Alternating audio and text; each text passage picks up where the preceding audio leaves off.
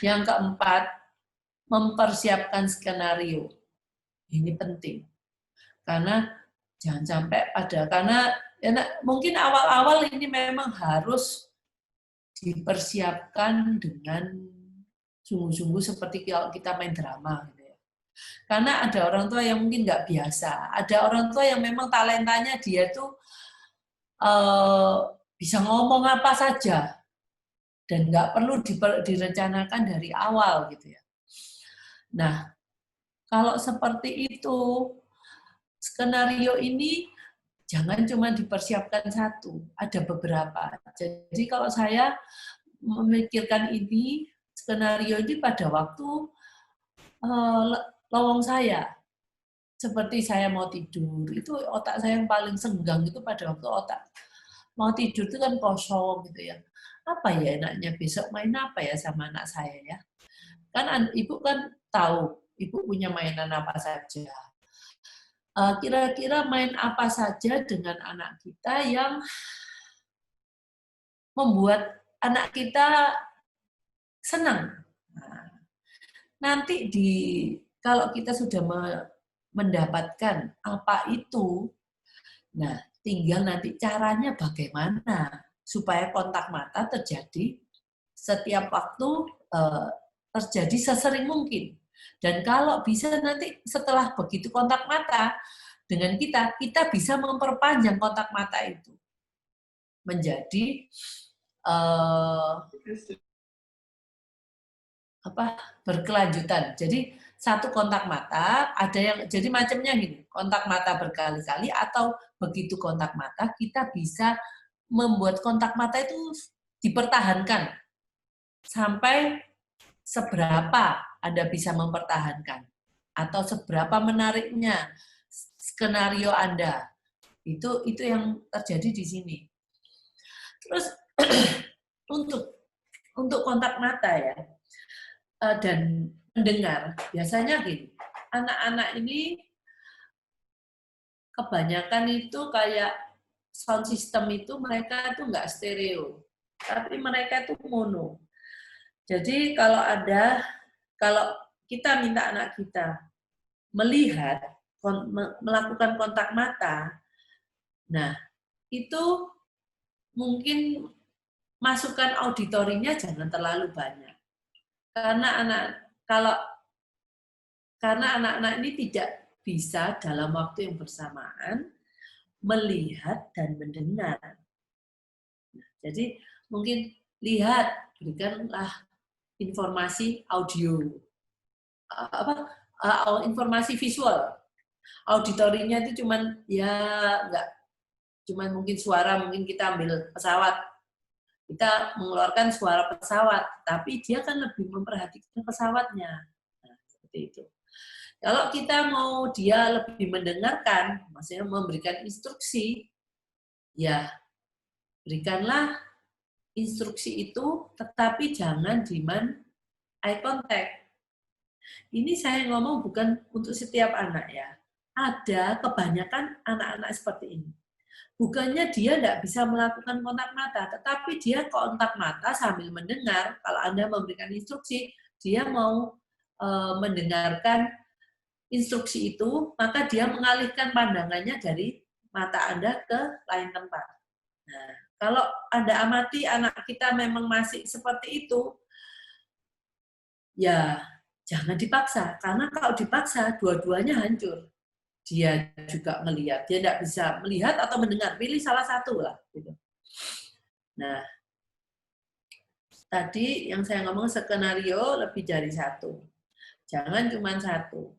Dan kalau memang skenario-nya sudah habis, mending dan anak sudah sudah melakukan mungkin 2-3 kali trial dan anaknya ini mungkin sudah bosen atau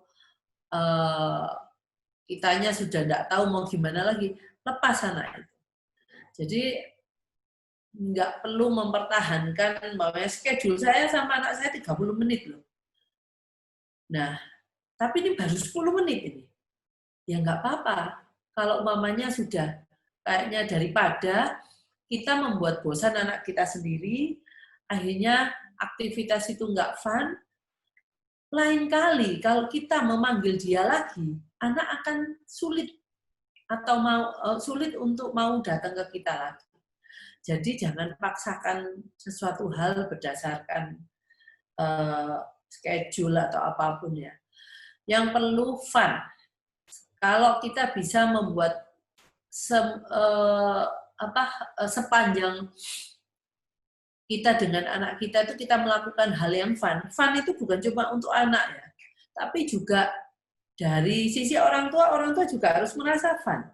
Jadi kita pun juga enggak lain kali kalau kita waduh schedule-nya ini dengan anak saya ya. Saya rencana besok jam 11. Kita sudah sarasem gitu. Karena nanti wah pastilah saya tengkar sendiri. Jadi kita pun sendiri juga memerlukan motivasi meskipun kita orang tuanya. Kadang-kadang orang tua juga bisa loh mencari-cari alasan. Dengan alasan saya nggak bisa sama anak saya karena saya sibuk. Saya harus ke orang pokoknya kegiatan sosial kan intinya sebagai orang tua, orang dewasa di dalam lingkungan masyarakat ini kegiatan sosial kan banyak sekali. Dan itu bisa biasanya orang tua menjadikan itu sebagai alasan-alasan di mana dia tidak bisa dengan orang tuanya. Kalau menurut saya, itu dari sisi prioritas lah. Kalau memangnya nggak terlalu penting, nggak usah lah. Ya. Yang penting kan antara kita dengan anak kita di rumah. Walaupun mungkin tidak setiap waktu kita harus ada kontak terus dengan anak kita, tapi kan pikiran kita tuh di anak kita hayati. Sebenarnya anak kita tuh perlu apa? Jadi proyek utama kita sekarang dengan diberi anak-anak special need ini adalah penghayatan kita. Kita hayati anak kita. Anak kita itu sebenarnya apa yang dia rasakan, apa yang kira-kira dia inginkan. Terus kenapa ya? Jadi kita harus punya waktu juga untuk mengamati anak kita. Dari pengamatan itu kita akan mendapatkan banyak hal untuk info pada waktu kita melakukan engagement ya. Engagement itu berhubungan dengan anak kita, melakukan bermain, apapun aktivitas yang kita lakukan dengan anak kita. Jadi kita tidak harus terus-menerus dengan anak kita. Coba adakan waktu untuk mengamati anak kita.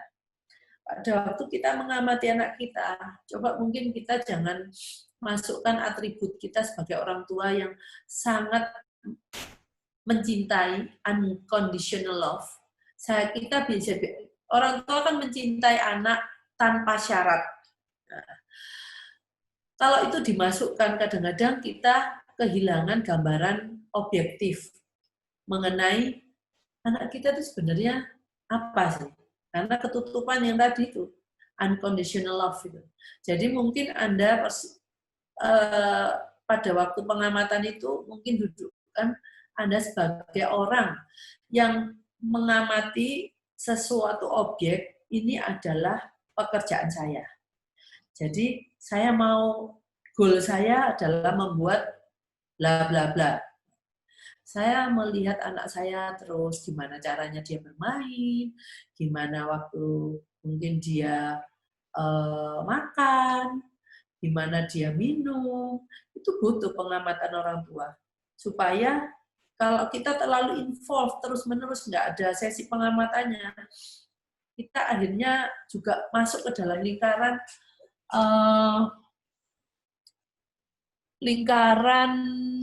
ya akhirnya anak kita mau sesuatu kita harus berikan atau nggak berikan. Jadi kita kehilangan banyak informasi kalau kita ikut di dalam suatu aktivitas itu.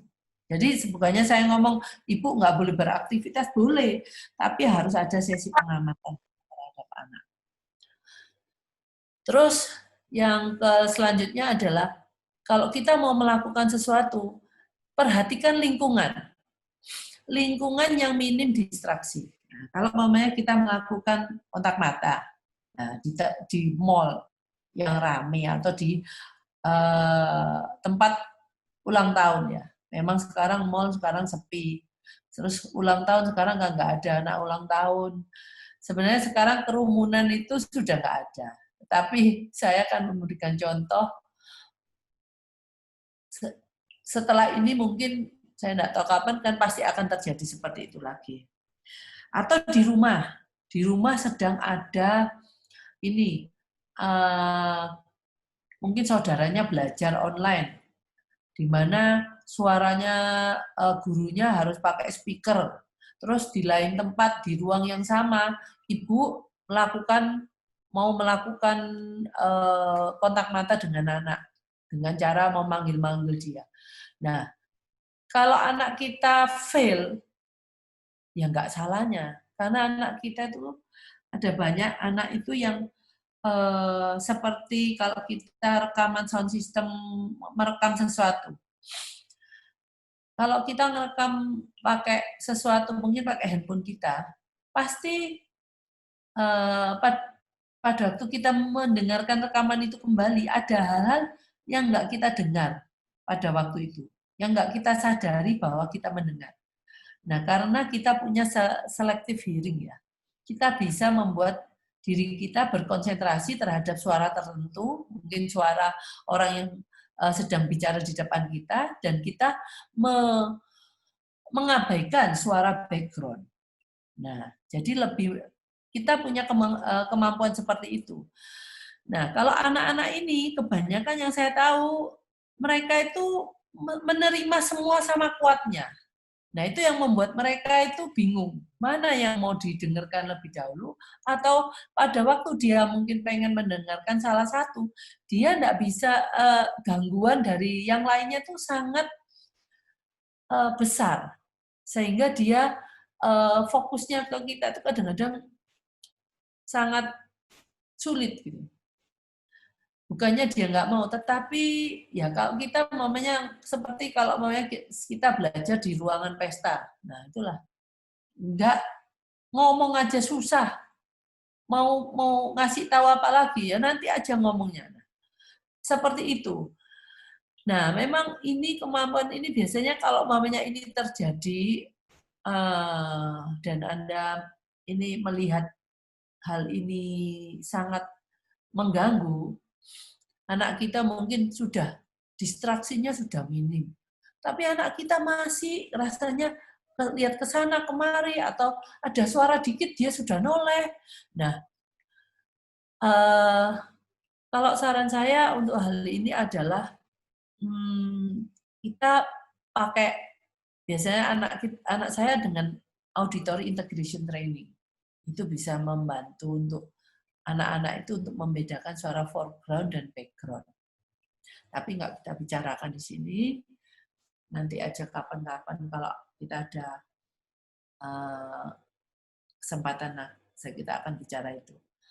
Terus, jadi minim distraksi ini, distraksi apa? Distraksi auditori, distraksi visual. Ya.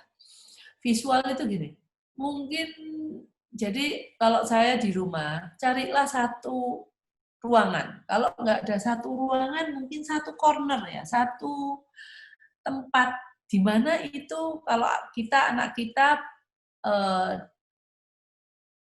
pandangan anak ini berikan ke sisi yang mungkin tidak terlalu banyak bendanya atau banyak gambar. Jadi mungkin tembok yang plain, warnanya satu warna aja. Nah, terus minim distraksi auditori. Jadi cari waktu-waktu di mana memang rumah itu sepi. Mungkin anak ibu yang lain sudah nggak sekolah online, ya kita bisa lakukan hal itu. Jadi hal-hal ini yang sebenarnya saya omongkan ini kadang-kadang gini, kenapa saya membicarakan semua hal ini? Kadang kalau caranya sudah kita berikan, tapi masih fail juga. Nah, hal-hal ini yang mempengaruhi kesuksesan Anda untuk melakukan sesuatu dengan anak ibu.